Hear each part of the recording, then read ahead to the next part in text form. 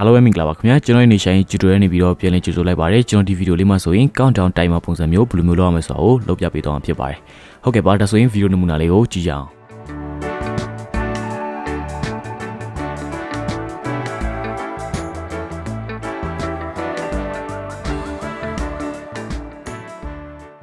်ပထမဆုံးအနေနဲ့ကျွန်တော်တို့ background တစ်ခုကိုထည့်လိုက်ပါတော့တခြားသောဒီ color background လည်းထည့်လို့ရတယ်တခြားသောကျွန်တော်တို့ video background လည်းထည့်လို့ရတယ်ပါတော့အဲဆိုရင်ကျွန်တော်တို့ပထမဆုံးအနေနဲ့ဘာလုပ်ရမလဲဆိုရင်တော့ဗောနော်ကျွန်တော်တို့ဒီ project တွေမှာဗောနော်ကျွန်တော်တို့ဒီနေရာမှာဗော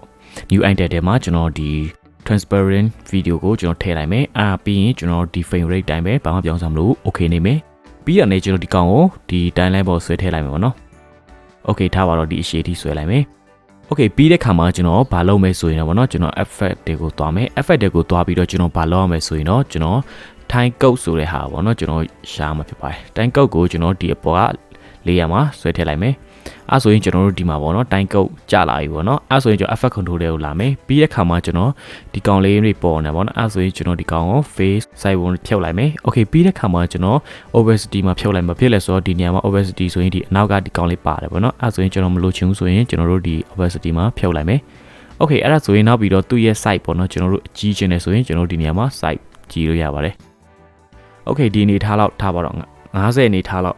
်ထားလိုက်အောင်နော်ဒါဆိုရင်ကျွန်တော်တို့အနေနဲ့ပေါ့နော်ဒီရွေးစားလေးရောက်လာပြီပြီးရင်ကျွန်တော်တို့လိုချင်တဲ့နေရာမှာ position တိုင်းကျွန်တော်ရွှေ့လို့ရပါတယ်အဲဆိုရင်ဒီမှာပေါ့နော် motion နေရာမှာရှိတဲ့ position ကိုကျွန်တော်ရွှေ့မယ်160 okay အဲ့ဒါဒီအနေထားရောက်ပြီဆိုရင်ကျွန်တော်တို့ကပေါ့နော်အဓိကကတော့ဒီလိုချင်တာကပေါ့နော်မိနစ်နဲ့စက္ကန့်ပဲလိုချင်တယ်ဒီမှာဆိုရင်နာရီပြီးတော့ဒီမှာမိနစ်ပြီးတော့စက္ကန့်ဒီမှာတော့နော်အဲဆိုရင်ကျွန်တော်တို့ကဒီကောင်မလို့ချင်းပေါ့နော်ဒီနှစ်ခုပဲလို့ချင်းတဲ့အတွက်ဘေးကနှစ်ခုဖြုတ်မယ်ပေါ့နော်အဲဆိုရင်ကျွန်တော် effect တွေကိုလာပြီးတော့ကျွန်တော်ဘာရွေးရမယ်ဆိုရင်တော့ crop ဆိုတဲ့ effect ကိုရွေးရမှာဖြစ်ပါတယ်အဲဆိုကျွန်တော် crop ကိုဒီအပေါ်က layer တွေကိုဆွဲထည့်လိုက်မှာပေါ့နော်ပြီးတဲ့ခါမှာကျွန်တော်ဖြတ်လိုက်မယ်အဲဒီမှာ crop ပေါ့နော်အဲဆိုရင်ကျွန်တော်ဒီနေရာမှာဒီတောက်မှမြင်နေရတယ်ပေါ့နော်ဒီဖူတုံလေးကိုကျွန်တော်ဆွဲကတ်လိုက်မယ်ဒီထိဆွဲလိုက်မယ်ပြီးတော့ဒီနေရာမှာပေါ့နော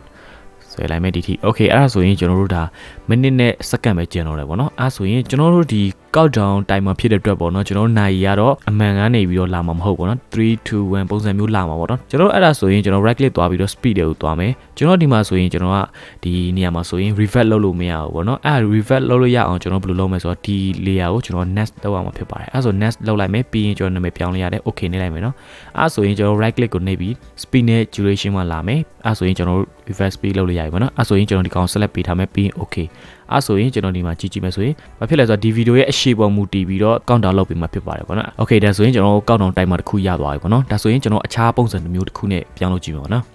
်အဲ့ဆိုရင်အခြားပုံစံတစ်ခုနဲ့ဆိုရင်ကျွန်တော်ကဒီမှာပေါ့နော် set wine လေးနဲ့ဆင်းလာမယ်ပေါ့နော် set wine လေးလေပြီးတော့သွားမယ်ပုံစံမျိုးကျွန်တော်လုပ်မယ်ပေါ့နော်အဲ့ဆိုရင်ကျွန်တော်ဒီနေရာမှာ rectangle မှာအဲ့ဆိုရင်ကျွန်တော်ဒီကောင်ကိုဖိလိုက်ပေါ့နော်ဟိုပြောမယ်ဆိုတစ်ချက်နှိပ်ပြီးတာနဲ့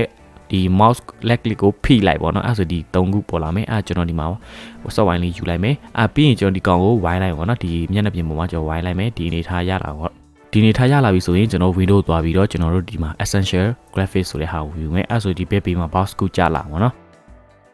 အဲ့ဆိုရင်ကျွန်တော် edit တွေကိုသွားမယ်ပြီးတဲ့ခါမှာကျွန်တော်ဒီနေရာမှာပေါ့နော်ဒီနေရာမှာ align နဲ့ transform နေရာမှာကျွန်တော်ဒီကောင်ကို vertical center ပေးလိုက်ပါတော့အဲ့ဆိုအလေတက်ကြာသွားမှာပေါ့နော်အဲ့ဆိုရင်ကျွန်တော်တို့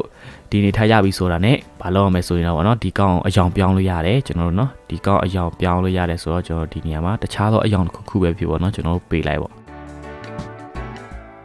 ဒီနေထားမျိုးအယောင်မျိုးကျွန်တော်တို့ပေးကြည့်လိုက်မယ်နော်ဒီနံပါတ်တွေလည်းအယောင်ပြောင်းလို့ရတယ်ဗောနော်ကျွန်တော်အနေနဲ့နံပါတ်ကိုအယောင်ပြောင်းခြင်းနဲ့ဆိုရင်ကျွန်တော်တို့ effect တွေကိုလာမယ်ပြီးတော့ဒီမှာဗောနော် change to color ဗော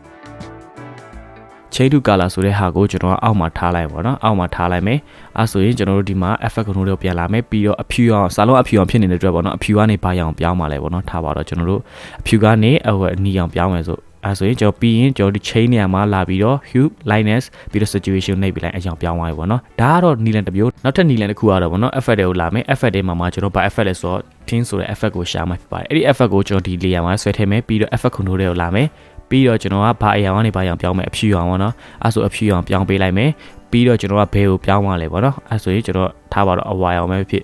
အဝါအောင်ပေါ့နော်အဲဆိုကျွန်တော်ပြောင်းပြီးဆိုအဝါအောင်ပြောင်းသွားပေါ့နော်ဒါကတော့ကျွန်တော်အယောင်ပြောင်းတာနီလန်နှမျိုးနဲ့ပြောင်းလို့ရပါနော်ဘယ်နီလန်နဲ့ပဲပြောင်းအားလုံးအတွက်အဆင်ပြေပါတယ်โอเคအဲဆိုရင်ကျွန်တော်အဖြူအောင်ပဲပြန်ပြောင်းလိုက်ပါနော်အဖြူအောင်ပဲထားမယ်โอเคဒါဆိုရင်ကျွန်တော်ပြန်သွားလိုက်အောင် graphic ဒီအဝိုင်းလေးပေါ့နော်အဲဆိုရင်ကျွန်တော်ကြည့်ကြအောင် ဒီအဝိုင်းလေးရပါတော့နည်းနည်းလေးကြီးနေတယ်ထားပါတော့အဲ့ဒါဆိုကျွန်တော်တို့ပြန် short ချင်လဲရတယ်ပေါ့နော်အဲ့ဆိုရင်ဒီအဝိုင်းလေးရဲ့ shape ပေါ့နော်ဒီမှာ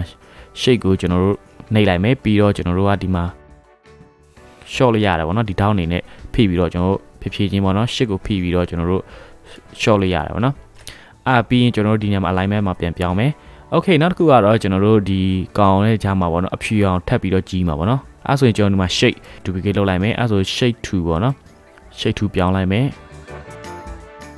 okay shape 2ကိုကျွန်တော်ပြကြည့်မှာပေါ့နော်အဖြူအောင်ပြောင်းမယ်ပေါ့နော်အဖြူအောင်ထားပါတော့ကိုယ်ဒီဇိုင်းနဲ့ကိုပဲစိတ်ကြိုက်လိုချင်တဲ့ပုံစံလုပ်လိုက်ရတယ်ပေါ့နော်အဲ့ဆိုရင် shape 2မှာကျွန်တော်ဒီနေရာမှာတီးရမှာ center ဒီနေရာမှာရောက်နေတဲ့အတွက်ကျွန်တော်ကဲ shape ပြောင်းမယ်ဆိုရင် shape ကဒီလိုဖြစ်သွားမှာပေါ့နော်အဲ့အတွက်ကြောင့်ကျွန်တော်ဒီကောင်လေးကိုပေါ့နော် control ဖိပြီးတော့ဒီကောင်လေးကိုဖိဆွဲမယ်အဲ့ဆိုရင်သူကအလေကျလာမကျလာဆိုတာပုံစံလေးလည်းပြရတယ်ပေါ့နော်အဲ့ဆိုရင်ဒီမှာလွတ်လိုက်မယ်အဲ့ဆိုရင်ကျွန်တော်တို့ကပေးကြည့်မယ်သေးမယ်ဆိုလဲပေါ့နော်ညီတာပေါ့နော် okay ဒီနေထားရမှာပေါ့ okay အောက်ကတစ်ခုကိုကျွန်တော်အယောင်နဲ့ပြောင်းလိုက်မယ်ပေါ့နော်တခြားတော့အဝါရောင်ဖြစ်ထားပါတော့ကျွန်တော်ပြောင်းလိုက်လို့ရတယ် okay ဒီနေထားရပြီပေါ့နော်အဲ့ဆိုရင်ကျွန်တော်တို့အနေနဲ့ပေါ့နော်ဒါ graphic တစ်ခုရသွားပြီပေါ့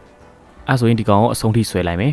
အဲ့ဆိုရင်ဒီတို့အနေထားရလာပြီပေါ့နော်ဒီ graphic ကိုကျွန်တော်နိုင်လေတဲ့ပုံစံမျိုးလို့သွားမှာပေါ့နော်အဲ့အတွက်ကြောင့်ဘယ်လိုမျိုးလုပ်ရမလဲဆိုရင်တော့ကျွန်တော် effect တွေကိုလာမယ်ကျွန်တော်ပြီးရင်ဘာရှာရမလဲဆိုတော့ radiant ပေါ့နော်ကျွန်တော် radiant wave ဆိုတဲ့ဟာကိုကျွန်တော်ဆွဲထည့်လိုက်မယ်ပေါ့နော်အပေါ်ဟာကိုဆွဲထည့်လိုက်မယ်အဲ့ဆိုရင်ကျွန်တော်တို့ကဒီမှာ effect ခုနတို့ပြန်လာတဲ့အခါမှာ radiant wave ပေါ့နော်ဒီမှာကျွန်တော်တို့ဒီလိုပုံစံမျိုးလုပ်မှာပေါ့နော်အဲ့အတွက်ကြောင့်ကျွန်တော်တို့ဒီမှာ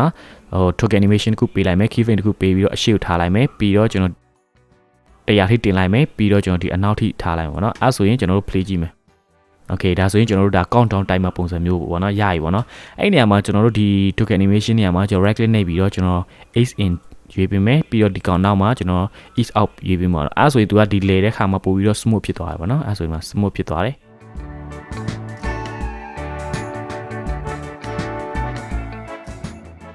ဒါဆိုရင်ကျွန်တော်ရဲ့ countdown timer tutorial ကတော့လောက်ပါပဲပေါ့နော်အားလုံးပဲပေါ့နော် like လုပ်လို့ရမယ်လို့ကျွန်တော်အနေနဲ့ထင်ပါတယ်အားလုံးတို့လည်းဒီ tutorial ပေါ့နော်အသုံးတည့်မယ်လို့လည်းကျွန်တော်အနေနဲ့မျှော်လင့်ပါတယ်ဟုတ်ကဲ့နောက်ထပ်ဗီဒီယိုအသစ်တွေကိုစောင့်မျှော်ရင်းနဲ့ကျွန်တော်ရဲ့ channel လေးကို subscribe လုပ်ထားပြီးတော့ခေါင်းလောင်းလေးကိုနှိပ်ထားခြင်းအပြင်အချိန်နဲ့တပြေးညီလေ့လာနိုင်မှာဖြစ်ပါတယ်ကျေးဇူးတင်ပါတယ်